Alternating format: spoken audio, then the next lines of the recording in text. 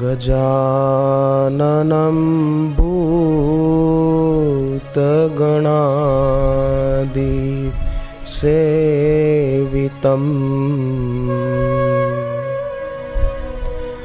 कपित्थजम्बू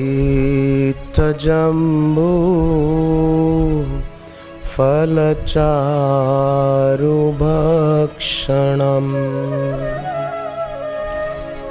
उमासुतं शोकविनाशकारकं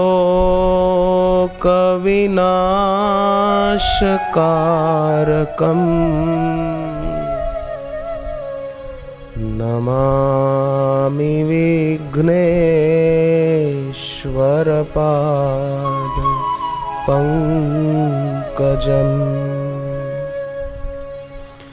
नमामि विघ्नेश्वरपादपङ्कजम्।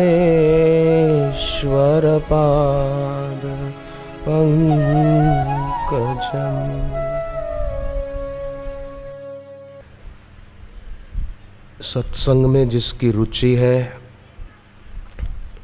भगवान में जिसकी प्रीति है, भगवत प्राप्त गुरु के लिए जिसके दिल में प्रेम है, श्रद्धा है, सचमुच वो व्यक्ति वंदना करने के योग्य है।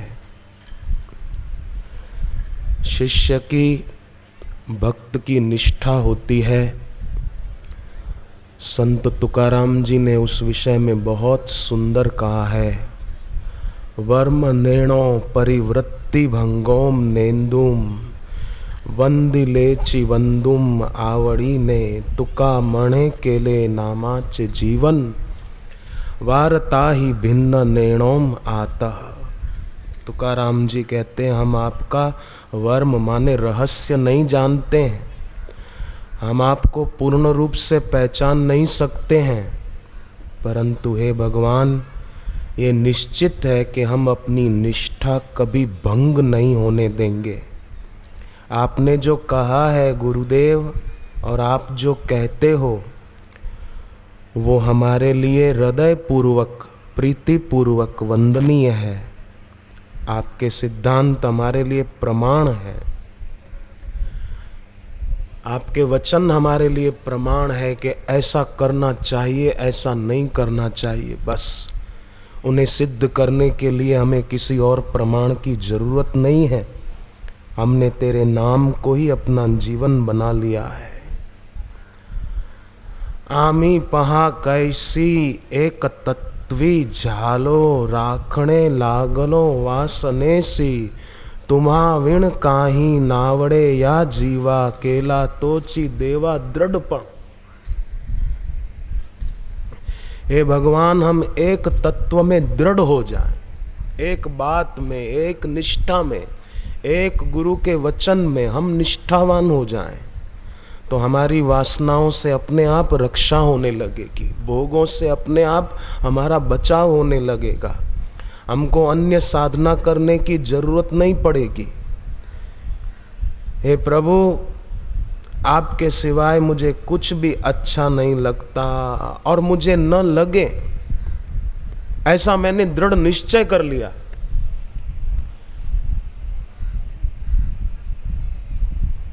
मुझे आपके सिवाय और कुछ अच्छा न लगे। तुम्हा विण काहि नावड़े या जीवा,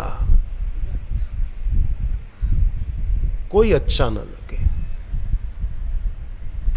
ऐसा मैंने दृढ़ निश्चय कर लिया है। बस संत तुकाराम जी जब ये अभंग लिखते थे ना, तो आग जलाकर उसमें एक सिक्का रख देते थे। अभंग एक लिखते, फिर आग में तपा हुआ सिक्का निकालकर अपनी जीभ पर रख देते थे और कहते थे, हे भगवान, अगर मेरा अभंग तुझे मंजूर न हो तो मेरी जीभ जल जाए। आग में तपा हुआ सिक्का तुकाराम जी की जीभ को जलाता नहीं था। मतलब तुकाराम जी के वचन ईश्वर को मंजूर थे। इसीलिए रामेश्वर भट्ट की दुष्टता के कारण तुकाराम जी के अभंग गंगा जी में फेंकवा दिए गए थे, परंतु तुकाराम जी के अभंग ईश्वर को मंजूर थे। इसलिए 13 दिन पानी में रहने के बाद भी तुकाराम जी के अभंग वैसे के वैसे गंगा माता ने लाकर दे दिए।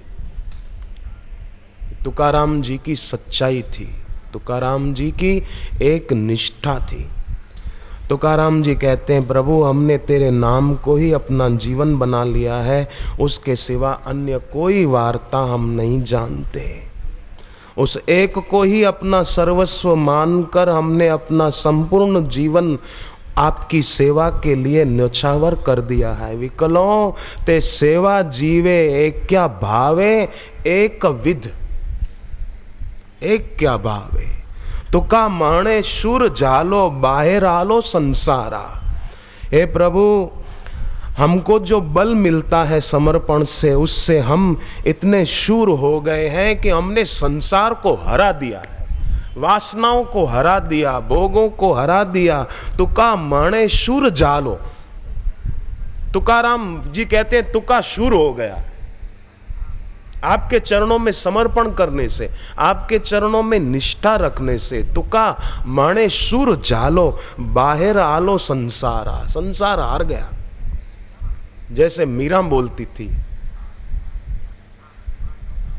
भव सागर सब सुख गयो है, भव सागर सब सुख गयो है, भव सागर सब सुख गयो है, भव सागर सब सुख गयो है, भव सागर सब सुख गयो है, भव सागर सब सुख गयो है।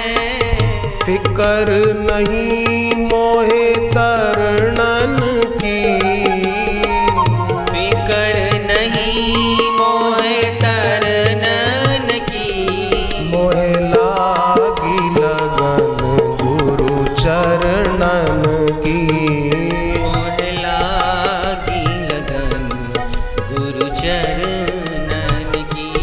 हरि ओम हरि ओम हरि ओम हरि ओम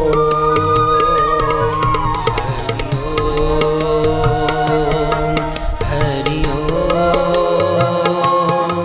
हरि ओम हरि ओम। तो मीरा ने बहुत सुंदर इस विषय में ये भजन गाया, आप लोगों ने पहले भी सुना होगा। मुझे तुकाराम जी के वचन बड़े प्यारे लगते हैं। इस युग का मनोविज्ञानी एक बड़ा बुद्धिमान आदमी हुआ जिसका नाम कार्ल गुस्तेव जुंग। उसने बहुत सुंदर 2 शब्द कहे, मुझे बहुत अच्छे लगे उसके 2 शब्द। इंट्रोवर्ट माने अंतर्मुखी व्यक्ति, इंट्रोवर्ट, और दूसरा शब्द कार्ल जुंग ने कहा एक्सट्रोवर्ट माने बहिर्मुखी आदमी।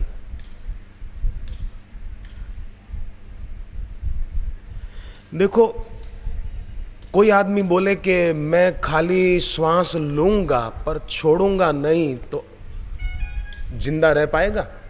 मर जाएगा, मर जाएगा।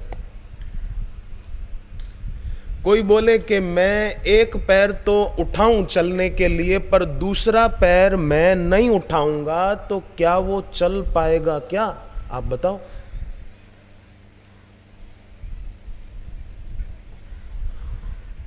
पक्षी सोचे कि मैं केवल एक पंख फड़फड़ाऊं और उड़ जाऊं, तो ये संभव है क्या? संभव नहीं है। दोनों पंखों से पक्षी बढ़िया उड़ान भर सकेगा। दोनों पैर, दायां बायां पैर आगे बढ़ाएगा आदमी तो ठीक से चल पाएगा। श्वास केवल लेना ही पर्याप्त नहीं है, छोड़ना भी पर्याप्त है।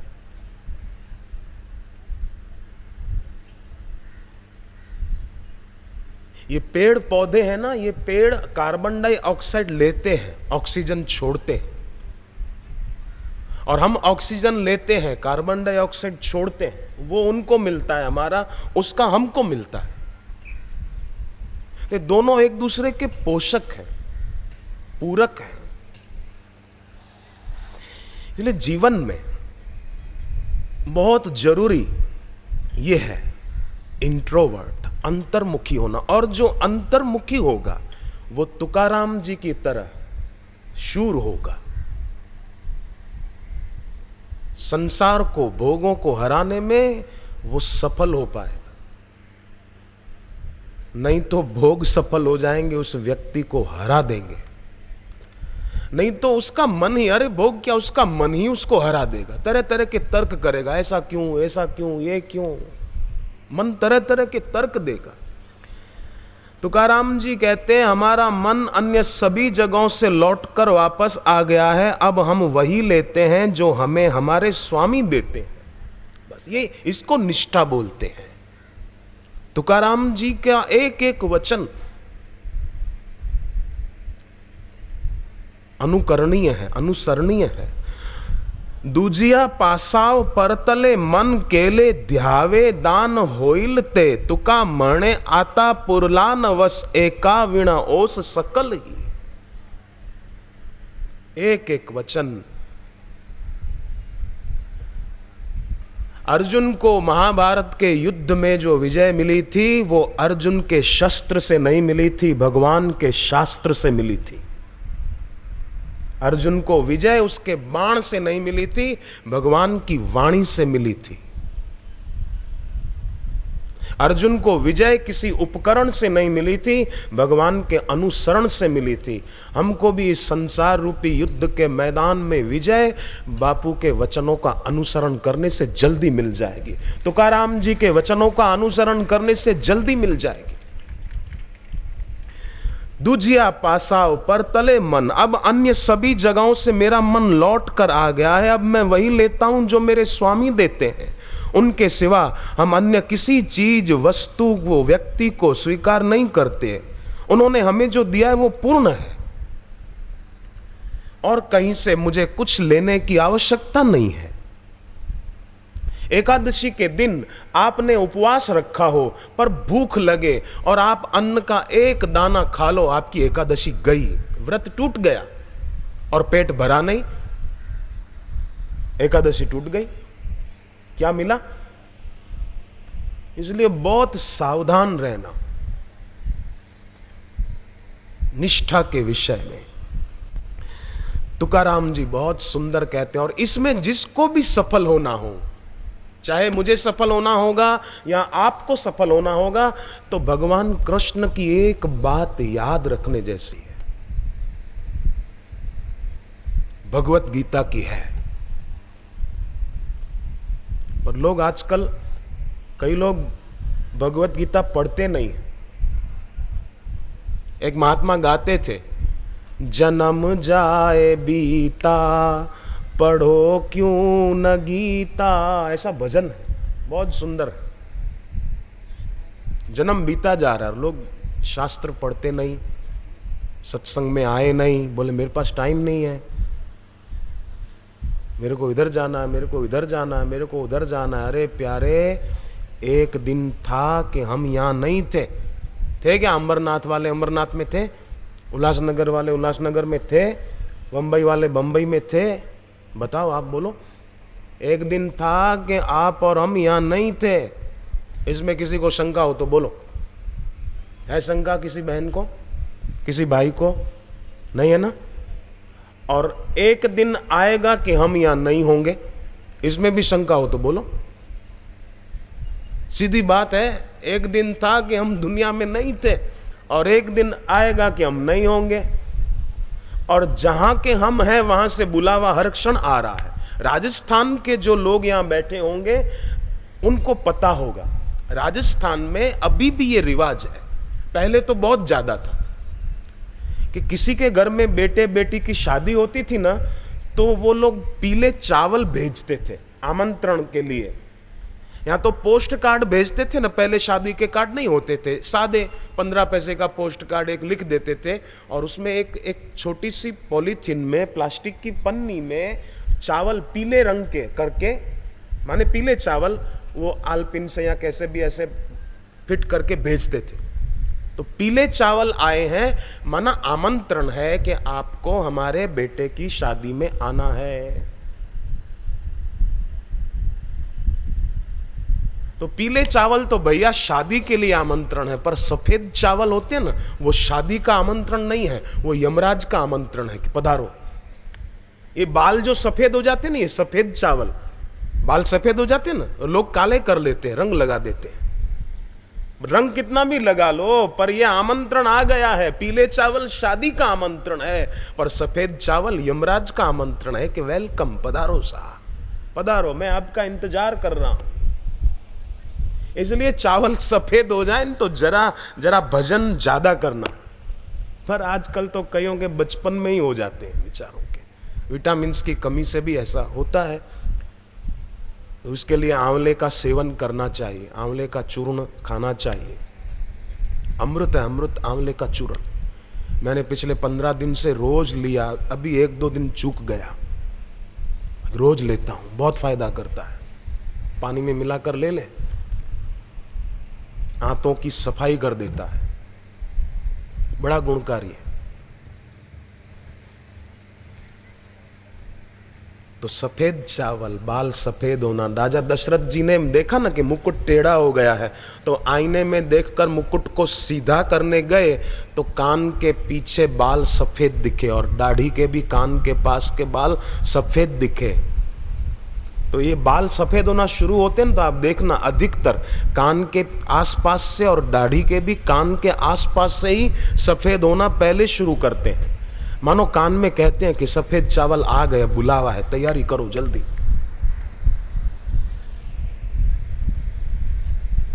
जन्म जाए बीता, पढ़ो क्यों न गीता। तो भगवान कृष्ण गीता में 70वें अध्याय के 14वें, 15वें और 16वें श्लोक में शारीरिक तप, वाचिक तप और मानसिक तप की बात बताते हैं। ये मैंने पहले भी 1-2 जगह कहीं सत्संगों में कही है, फिर से थोड़ा कह दूं, और इसके बाद जो बात खास कहनी है।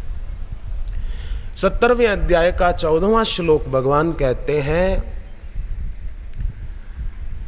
देव द्विज गुरु प्राज्ञ पूजनम शौचम आर्जवम ब्रह्मचर्यम अहिंसा च शारीरम तप उच्यते। देव की पूजा, गुरु की पूजा, शुद्धि रखना, ये भगवान, और ब्रह्मचर्य पाले, भगवान ने कहा शारीरिक तप है। अहिंसा, मन से, वचन से, कर्म से किसी को बुरा न समझना, न बोलना, न उसका बुरा करना। किसी को बुरा समझना ये बुरा करने से भी ज्यादा बुरा है।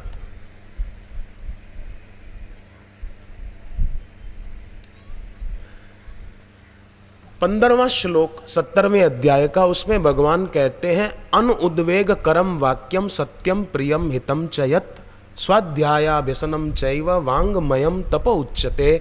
किसी को उद्वेग हो ऐसा शब्द न बोलो, ये वाणी संबंधी तप है। अब ये बताओ, ये कौन नहीं कर सकता है? सब कर सकते हैं, सब कर सकते, चाहें तो सब। मधुर व्यवहार पुस्तक है, 1 रुपए की मिलेगी स्टॉल पर से, 1 रुपए की। मैं तो कहूँ आप लो जरूर, घर पे रखो, 8-10 रखो, कोई मेहमान आए तो उनको भी दो। 1 रुपए की पुस्तक है।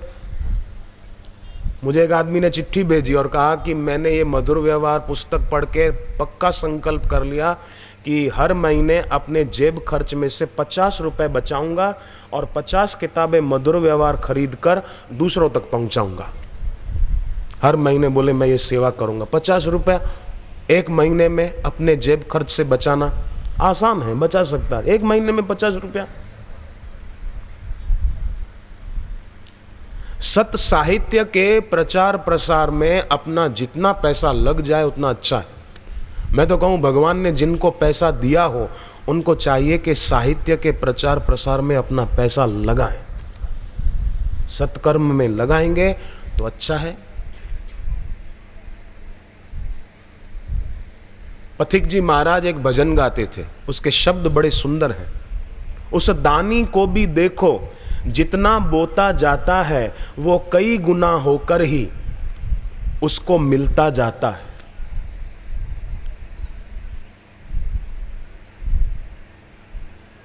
तो अच्छे काम में, सत्कर्म में अपने द्वारा जितना हो जाए अच्छा है, बढ़िया है।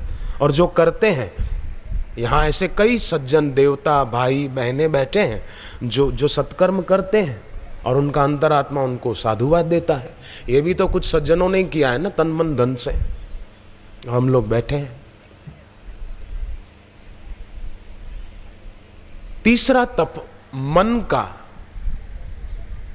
विश्वामित्र को उसकी तपस्या भंग करने के लिए आई थी ना, मेनका आई थी, मेनका, अप्सरा का नाम मेनका। तो वास्तव में देखा जाए ना तो मेनका नाम की कोई अप्सरा किसी साधक की साधना नष्ट नहीं कर सकती। मेनका माने मन का, मन का ही विचार, मन का ही विकार वो व्यक्ति को गिरा देता है। मेनका कोई और नहीं, ये मन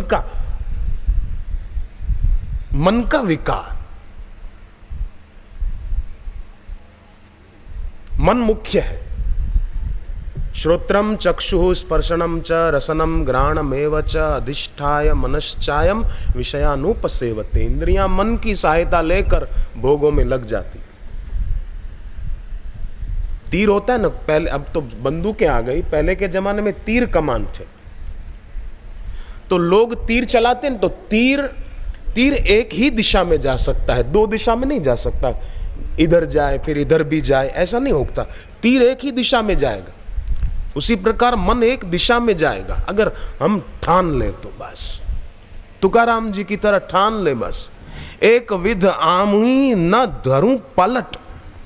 हमारी एक निष्ठा में कभी भी हम पलटेंगे नहीं, हमारी निष्ठा पलटेगी नहीं। ऐसा तीर एक दिशा में जाता है, दो दिशाओं में कैसे जाएगा? आप सोचो, जा सकता है तीर? दो दिशाओं में नहीं जा सकता, एक दिशा में जाएगा।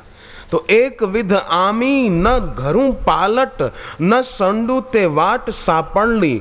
मणुविनी केला पाहिजे सांभाड़ माजे बुद्धि बल पाए तुझे। इसलिए तुझे मुझे संभालना पड़ेगा। मेरी बुद्धि का निश्चय एक रहे बस, मैं पलटूं नहीं।